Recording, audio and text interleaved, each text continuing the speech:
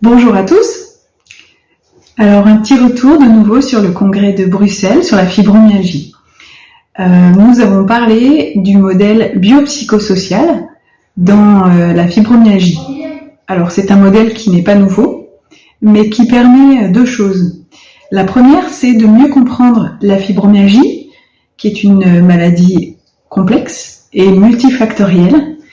Et la deuxième chose, c'est que ce modèle psychosocial permet d'améliorer la prise en charge des patients. En effet, pour que les patients aient mieux, il faut qu'ils mettent en place des changements dans leurs habitudes de vie. Alors, modèle psychosocial, pourquoi bio ? Les données biologiques avancent. On a parlé des altérations de la mitochondrie.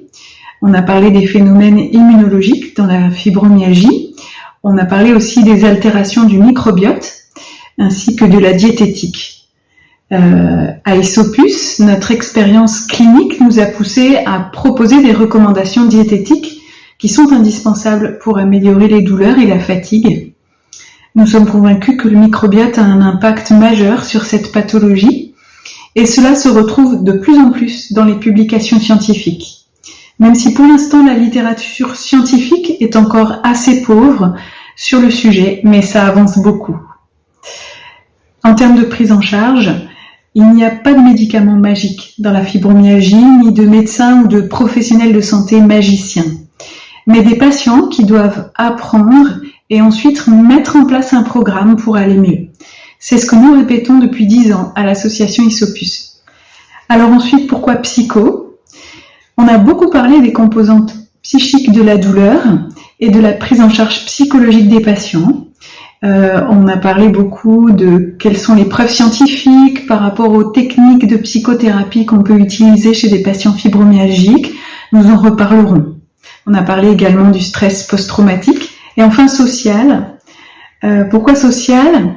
D'abord, il y avait des associations de patients de Suède et d'Italie qui étaient là, et nous aussi, nous venions de France et nous étions là, et certaines associations de patients ont fait des présentations. Et en fait, c'est très important pour les médecins organisateurs, car à ce congrès, on a beaucoup insisté sur une prise en charge non pas centrée sur la maladie, mais centrée sur les patients, sur le patient, ce qu'il attend, ce qu'il aime, ce qu'il veut, ce qu'il ne veut pas. En effet, nous sommes des êtres humains et nous avons besoin d'interaction sociale et d'empathie. Nous en sommes convaincus à Isopus et c'est pourquoi nous avons créé l'association Isopus Soutien et dans ce cadre les cafés Isopus afin d'apporter du réconfort et des encouragements aux patients.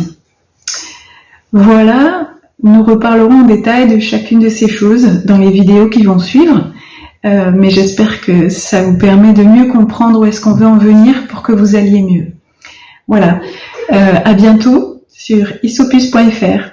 Au revoir.